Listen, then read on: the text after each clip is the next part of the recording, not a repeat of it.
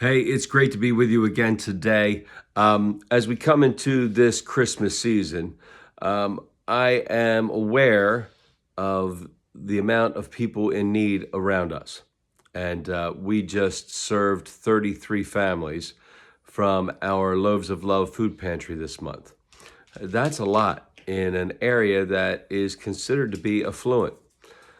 And so I started to think about this, who are we supposed to be looking out for? Is it just for ourselves or are we supposed to look out for our neighbors? And Jesus is talking to the Pharisees one day, and one of the Pharisees says, "Hey, I've done everything right." And Jesus says, "Well, that's cool. That's awesome."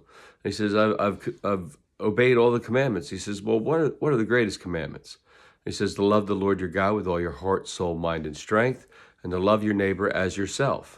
And Jesus said, "That's awesome. You've answered the question very well."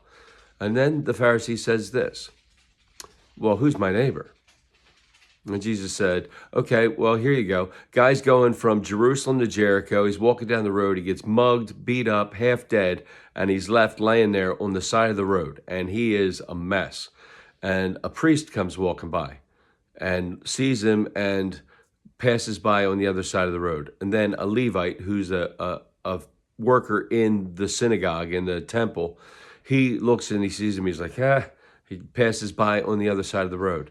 And then a Samaritan, who are enemies of Jews, sees him, goes over, anoints his body with oil, puts some wine on his wounds, puts him on his own donkey, takes him to a hotel, says, "Here's some money, take care of him and if it's more, I'll come back and I'll pay you whatever's due." And Jesus says to the Pharisees, says, "Now who was the neighbor?" And he said, "The man who helped him." And he said, "Go and do likewise." We have plenty of people around us. As followers of Christ, we're supposed to emulate what he was. And Jesus went out into the crowds. He walked around with the people, and those in need are the ones that he ministered to, the ones that he healed, the ones that he spoke to and taught. And you know what I'm saying?